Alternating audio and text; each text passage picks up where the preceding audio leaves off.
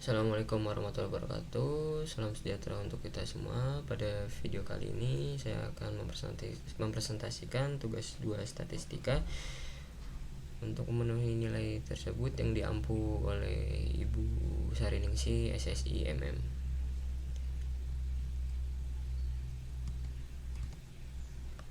Langsung saja kita ke soalan yang pertama mengenai distribusi binomial. Dengan soal, seorang siswa menebak suatu jawaban pada sebuah tes dengan 10 pertanyaan. Tentukan peluang siswa menjawab 8 pertanyaan. Soalan tersebut bisa kita jawab dengan rumus binomial sendiri, ini Px sama dengan n faktorial per n min x faktorial dikali x faktorial dikali p pangkat x dikali q pangkat n min x. Px ini sebagai peluang variabel acak, kemudian n ini ya ini banyaknya percobaan, x sendiri jumlah kejadian yang diterapkan, kemudian p adalah peluang kejadian sukses yang diharapkan, lalu juga ada q peluang gagal yang tidak diharapkan. Dari soalan tadi kita deskripsikan n ini atau banyaknya percobaan, ya ini ada 10, kemudian x nya ini 8, p itu sama dengan setengah atau 0,5. Kemudian kita buat penjabarannya, ini 10C8 atau 10 kombinasi 8 sama dengan 10 faktorial per 8 faktorial dikali 10 kurang 8 sama dengan 10 faktorial per 8 faktorial kali 2 faktorial, kemudian 10 dikali 9 per 2 kali 1 sama dengan 45. 45 tadi kita kalikan dengan P pangkat X dikali Q pangkat N min X, ya ini 45 dikali 0,5 pangkat 8 dikali 0,5 pangkat 2 menghasilkan 45 dikali 0,5 pangkat 10 sama dengan 0,0439. Kemudian soal yang kedua mengenai distribusi Poisson. Sebuah toko sepatu rata-rata menerima 10 pelanggan per jam. Tentukan peluang toko sepatu menerima 15 pelanggan dalam waktu 1 jam. Rumus untuk distribusi Poisson sendiri ini Px sama dengan lambda pangkat X dikali E pangkat min lambda per X faktorial. Ya ini kita ketahui bahwa P X nya sendiri yaitu 15 sama dengan E dikali pangkat min lambda kemudian dikali lambda pangkat 15 per 15 faktorial, kemudian E pangkat min 10 dikali 10 pangkat 15 per 15 faktorial menghasilkan 220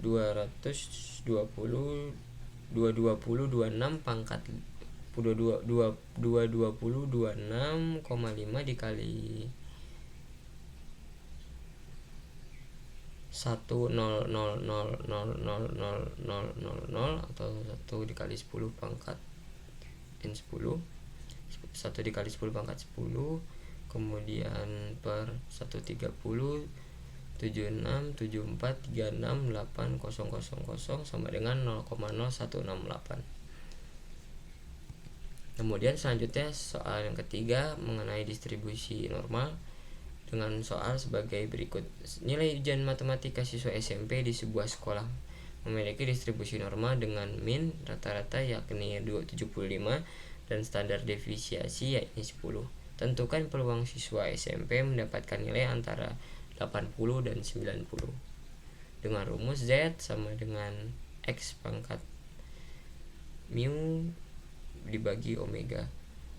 X ini nilai ujian yang ingin dihitung peluangnya, kemudian mu adalah min rata-rata distribusi normal, omega ini sendiri adalah standar deviasi dari distribusi normal. Hal yang harus dilakukan adalah mencari peluang siswa SMP dengan nilai 80 dan 90.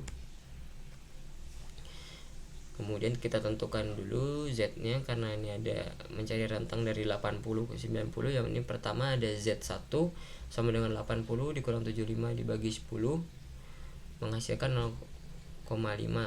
Jika merujuk pada tabel distribusi normal, 0,5 ini mendekati 0,6915. Kemudian yang kedua Z kedua 90 dikurang 75 dibagi 10 menghasilkan 1,5.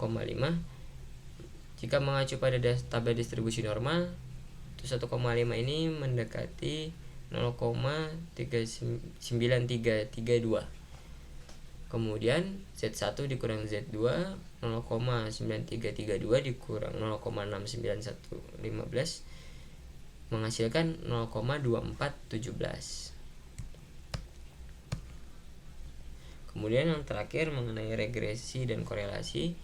Seorang ahli ekonomi ingin meneliti hubungan antara pengeluaran bulanan dalam ribu rupiah dan jumlah produk dalam unit suatu toko selama 6 bulan terakhir.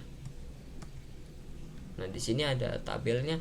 Tabel ini dengan rentang 6 bulan yang mulai dari bulan 1 sampai bulan ke-6, kemudian pengeluaran bulanan dari bulan pertama ini 200 sampai bulan ke-6 190 dalam bentuk ribu rupiah. Kemudian jumlah penjualan produk dari bulan pertama yakni terjual sebanyak 30 dan kemudian yang bulan ke-6 terjual sebanyak 29.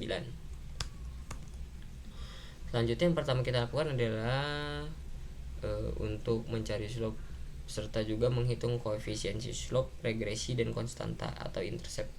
Slope dengan lambang B sama dengan sigma xi min x dikali yi min y per sigma xi min x kuadrat.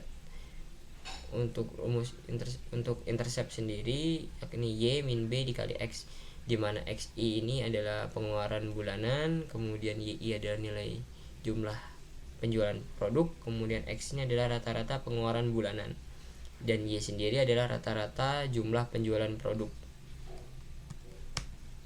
Nah, untuk yang pertama kita lakukan adalah mencari rata-rata terlebih dahulu.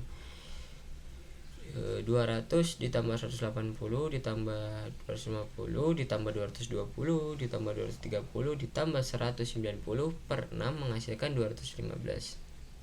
Kemudian yang kedua 30 ditambah 28 ditambah 35 ditambah 32 ditambah 33 ditambah 29 per 6 menghasilkan 31,17. Nah, langkah selanjutnya setelah tadi kita lakukan mencari rata-rata, kemudian kita dapat menghitung koefisiensi regresi, yakni B 200 dikurang 15 dikali 30 dikurang 31,17 dikali 180 dikurang 215 dikali 20 dikurang 31,17 ditambah dan seterusnya. Saya melakukan ini agar supaya dapat mempersingkat panjang lain yang dibutuhkan.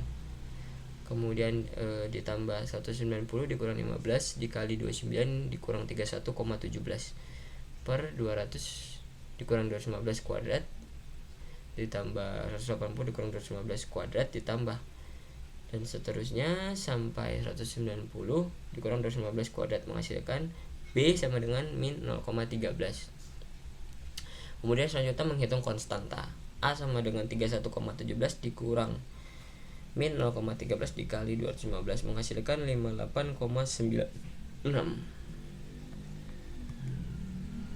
Kemudian dapat kita tarik kesimpulan bahwa jumlah penjualan produk ini 58,96 dikurang 58,96 min 0,13 dikali pengeluaran bulanan. Kemudian selanjutnya regresi dan korelasi. Seorang peneliti ingin mengetahui apakah ada hubungan korelasi antara tinggi badan dalam sentimeter dengan berat badan dalam kilogram. Di sini terdapat 6 orang mahasiswa, dari mulai mahasiswa yang pertama dengan tinggi badan 160 cm, kemudian yang terakhir atau mahasiswa ke-6 180 cm. Dengan berat badan mahasiswa yang pertama itu 50 kg dan berat badan mahasiswa yang terakhir 70 kg. Kemudian pertama kita mencari rumus terlebih dahulu, yakni sigma xi min x dikali y min y per akar sigma xi min x kuadrat dikali sigma y min y kuadrat. Kemudian pertama kita menghitung rata-rata terlebih dahulu, yaitu x sama dengan 60 ditambah 165 ditambah 170 ditambah 155 ditambah 175 ditambah 180 per 6 menghasilkan 167,5.